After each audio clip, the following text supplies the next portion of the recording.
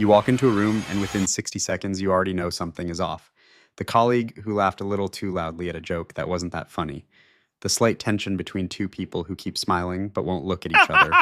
The way someone's answer came a half second too fast. You caught every single one of those things without trying. Nobody else did. They rarely do.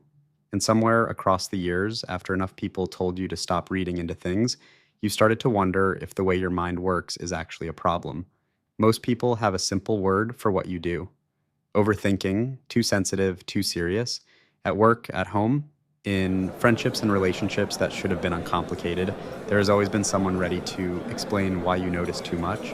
And maybe you spent years trying to fix it, trying to take things at face value, trying to just be in the room without your brain doing all of that work in the background, but you couldn't stop it. And the reason you couldn't stop it is not because something went wrong with you, it's because your brain was built differently from the beginning.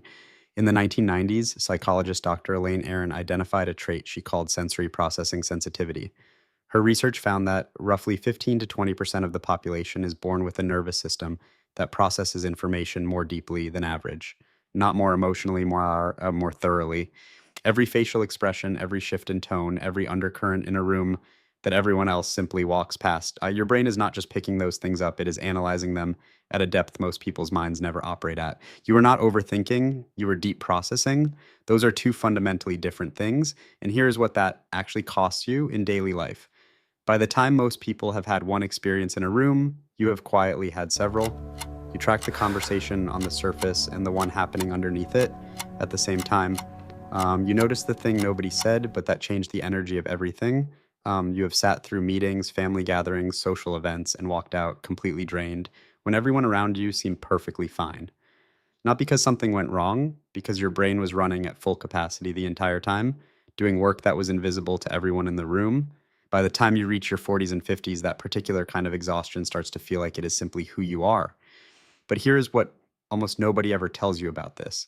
Neuroscientists studying what is called perceptual load theory have found that highly observant people do not just notice more, their brains physically dedicate more neural resources to processing their environment.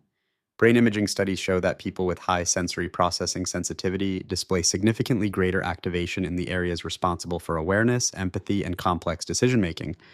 In plain language, your brain is running a more sophisticated program on the same information everyone else is receiving. That is not a flaw in your wiring. That is a completely different and more advanced operating system. Think about what that has meant across your life. You read a room before anyone else has finished their first sentence. You catch the exact moment a conversation shifts from honest to performed. You knew something was wrong in a relationship months before it became obvious to anyone else. You have given advice that turned out to be exactly right, not because you were lucky, but because you saw the complete picture when others were still looking at the surface.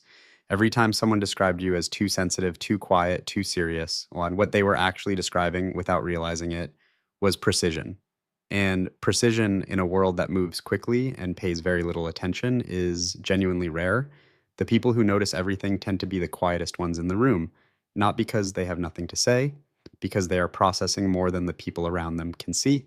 If that has been you, if you have spent years treating your own mind like a problem to manage rather than a strength to understand, hear this.